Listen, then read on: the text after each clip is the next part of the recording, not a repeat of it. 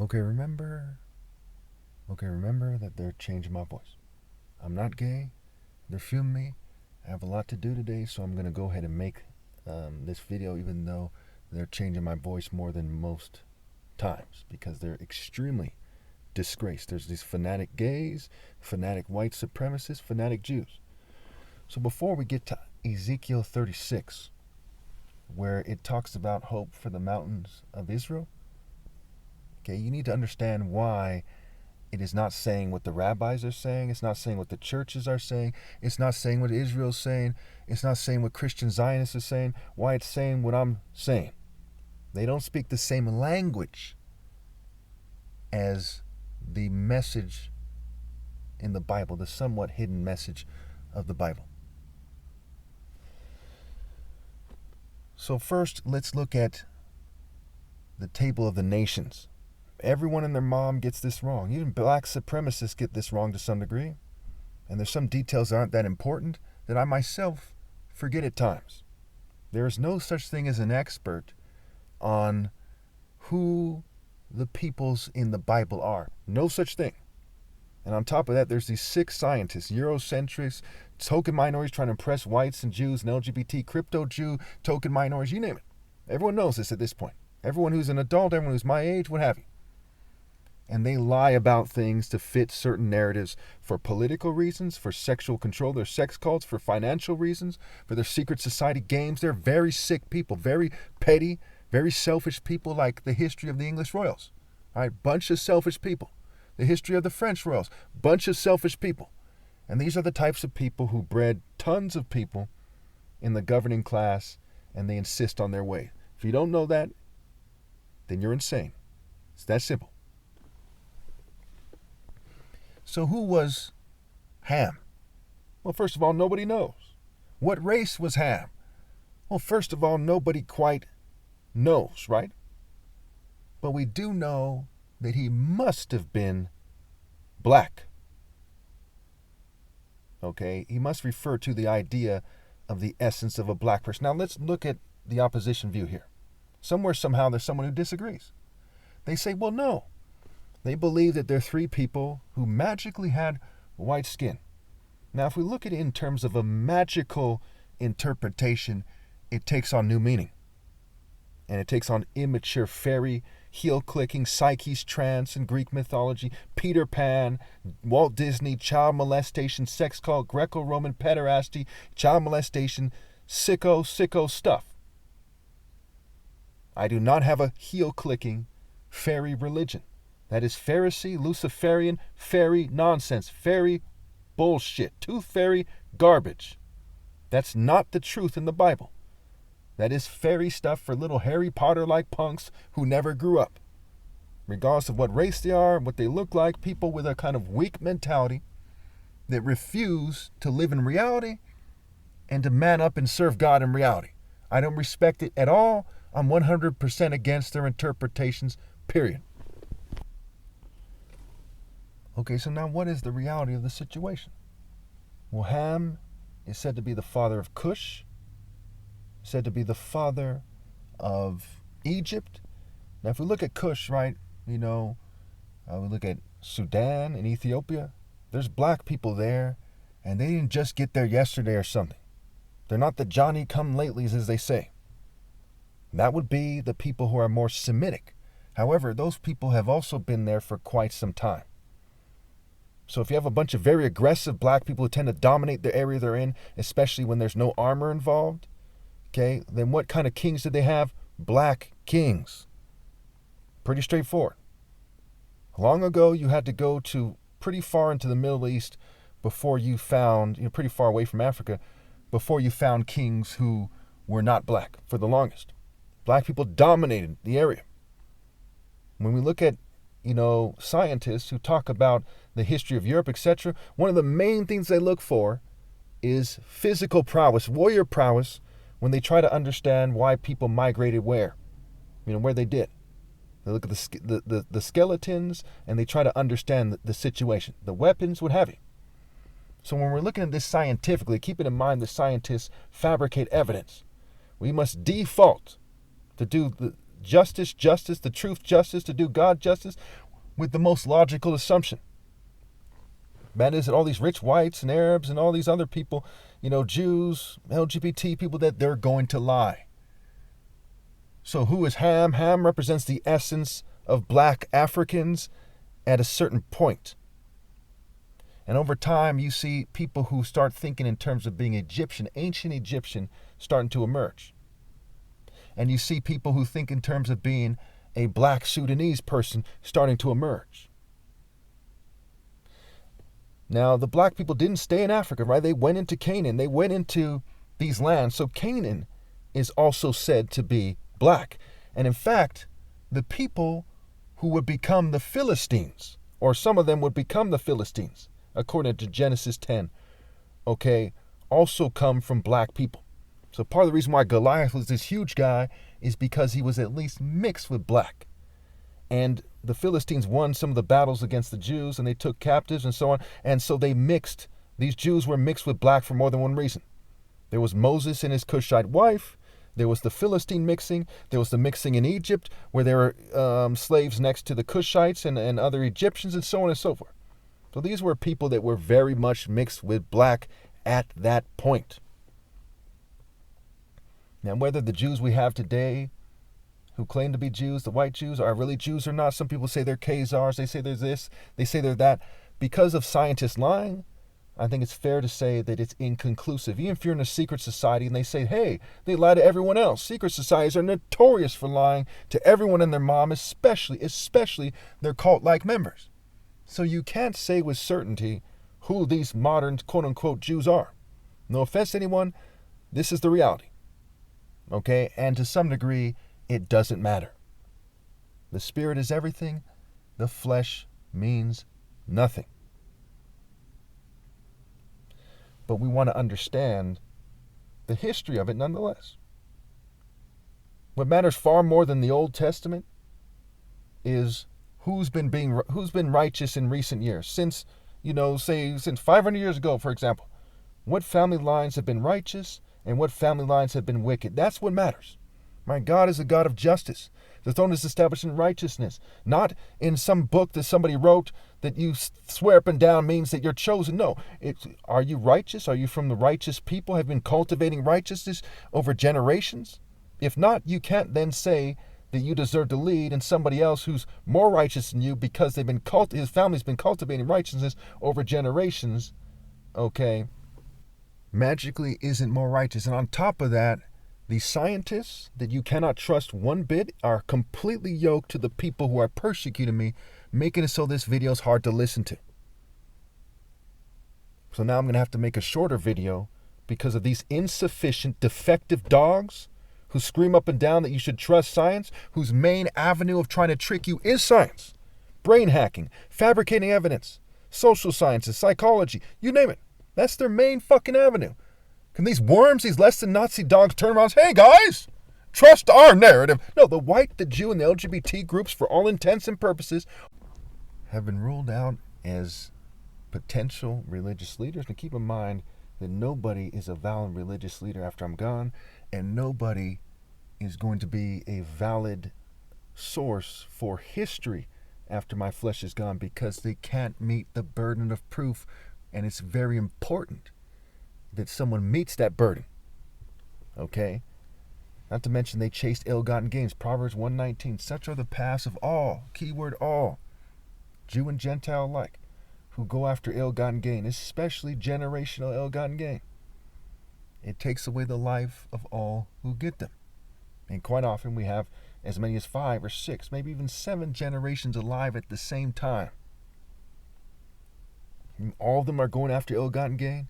All of them were either Eeyores, right? Saying Eeyores sad, or they were aggressive oppressors, or something more like one or the other. None of these people were really heroes.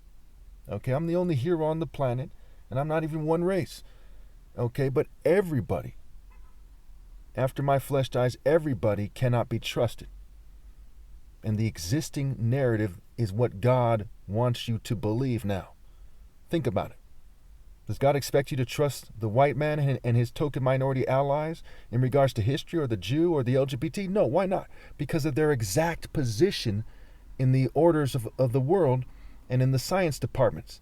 They have the means, motive, and ability to lie about these things, okay? And for hundreds of years, they've shown you time and time again that they lie.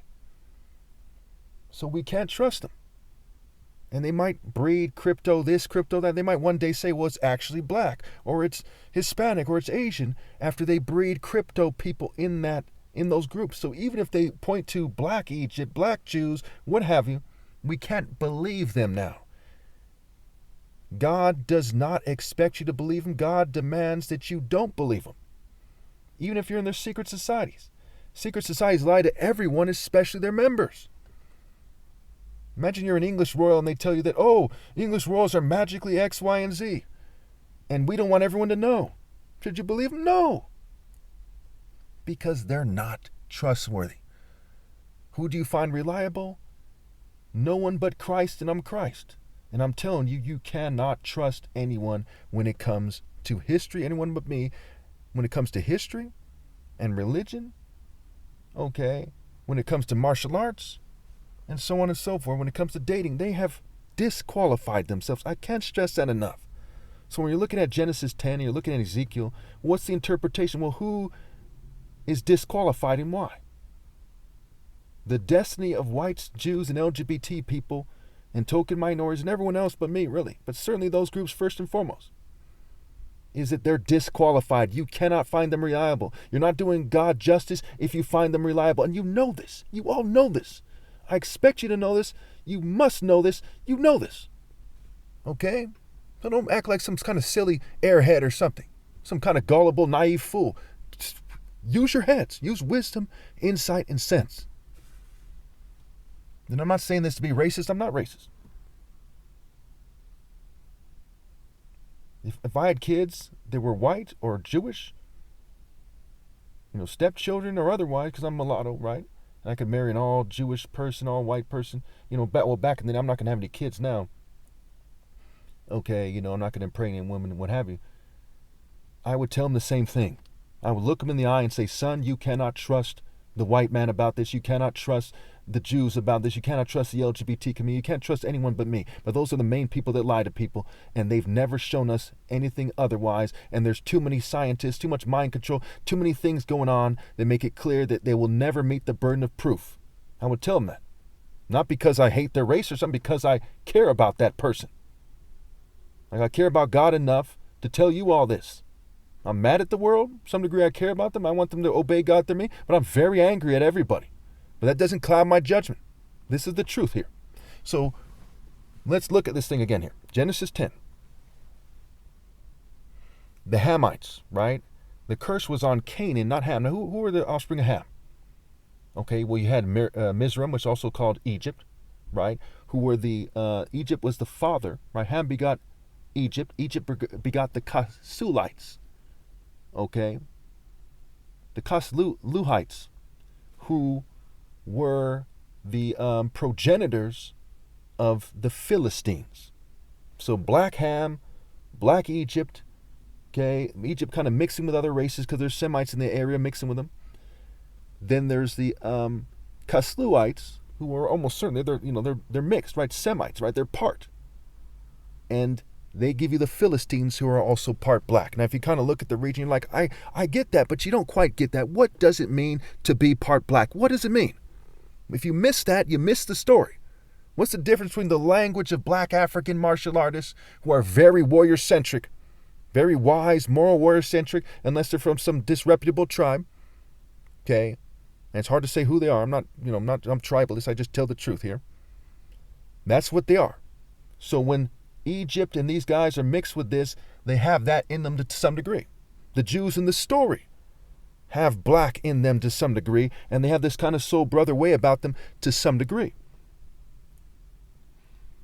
So you have Ham, who gives us Cush, who gives us Nimrod, who is so pronounced. Being a warrior is such an important thing that in Genesis 10 it says, look, this guy Nimrod did something greater than we say that Ham did, or that Cush did, or anybody in Genesis 10. The main kind of most respectable person in Genesis 10, okay, the offspring of Noah, is Nimrod. Nimrod became, using generational righteousness and martial arts, a mighty warrior before the Lord, and he established his Babylon before it fell with that mighty warrior martial arts spirit. And as such, just like me, he wasn't racist. If a beautiful woman from caught his eye and she's from a different race and she loved him, then he would choose that woman. That's what it means to be a mighty warrior before the Lord, right? In Psalm it says, the arrogant can't stand in your presence. A mighty warrior before the Lord, in the presence of God, holy enough to be in the presence of God, as opposed to being defiled and having to go outside the camp and purify oneself and then come back and then approach God. So a mighty warrior before the Lord. And so he, when we talk about the king of Babylon in Isaiah and Jeremiah, and we talk about, the king of Assyria in Isaiah, okay, these are people who learned to be warrior kings from the Hamite line. That's why it says right there, it goes out of its way to say, look, this right here is your cue. This is what you need to know about warriors in the Old Testament. It says that Nimrod was a mighty warrior for the Lord. It's a proverbial saying. There's a book called Proverbs in the Bible, a proverbial saying. Like Proverbs, I believe it's 28:1. It's been a while since I cited this scripture. It says, the wicked flee though no one pursues, but the righteous are as bold as a lion. Nimrod was this mighty falcon, lion, leopard, warrior before the Lord, the spirit of the animal, not the mark of the beast nonsense, not some pagan rubbish, a mighty warrior before the Lord, a monotheistic martial hero from the black African line.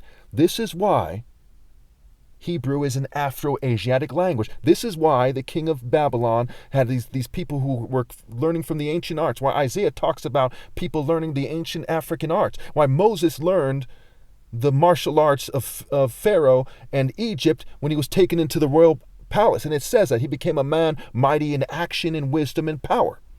This is why Joseph went to Egypt. This is why before that Abraham went to Egypt. And way after that, Christ hid in Egypt. From out of Egypt I call my son. These Philistines they're fighting against are like the followers of Set, the deity of evil in Egypt. Dagon is like the offspring of Set because Ham begot Egypt/Mizraim, which begot the Casluhites, which begot the Philistines. So these are Setians. These are Baal, like they worship Dagon, but it's like one of the pagan deities that's opposing the idea of an all-good, all-knowing, and all-powerful God. They're warrior brutes. They're troublemakers. They're organized rapists. They're bad guys. Okay. Now, every once in a while, one of them is not so bad guy, and he merges with the Israelites in the story. And the word Israel is a play on words for Israel. So when we get to the next video I'm going to make, which is Ezekiel 36, and it talks about hope for the mountains of Israel, we're going to talk about some very key parts here. Like verse 22, where it says, therefore say to the Israelites, this is what the sovereign Lord says, it is not for your sake, people of Israel, that I'm going to do these things, but this for the sake of my holy name, which you have profaned among the nations where you have gone. So is God a racial supremacist? No. He said, I don't care if you're Jew or Gentile. You have to worship God. Whether you're Jew or Gentile, if you do the wrong thing in Israel, okay, that you're going to be killed. It's not going to say, but he's a Jew. No, done. Okay? Proverbs 17:2. A prudent servant will rule over a disgraceful son and will share the inheritance as one of the family. As what? One of the family. And that connects to the New Testament, where Christ is a character in the story, says, those who obey the commands of God are my family. And God does not command you to be a racist worm. And you should know this already. You should know in your heart of hearts, as they say, what is right and what is wrong. Okay. So I think those are the main things I wanted to say. Also, that Canaan begot the Hittites. Hittites are very interesting people. They're there in Egyptian history as well. Battle of Kadesh, what have you, assuming it's the same group. Now, the curse was on Canaan, which to some degree is the curse is on the Hittites. Now, do I give a damn if they're cursed? I don't care if you're the most Canaanite that ever lived, the most Canaanite-like person, as long as you obey God through me and cleanse yourself of that evil. Okay? But it's important to note that the curse was on Canaan, not on Ham, not on Cush, not on Nimrod. Okay. So when we get into the next video, it's going to be very interesting, how it talks about it's for God's sake. It talks about a lot of interesting things, right? God swears with an uplifted hand, this warrior hand of God. It talks about how they devour their children. And how are they devouring their children? By prostituting themselves to other deities, to other ideas, ways, paths. Ideas in regards to what it means to be talented, what it means to be blessed. These are important ideas here. And so I'm just going to go ahead and end it there. Before they fume me too much, I want to make sure I get to Ezekiel 36. Thank you.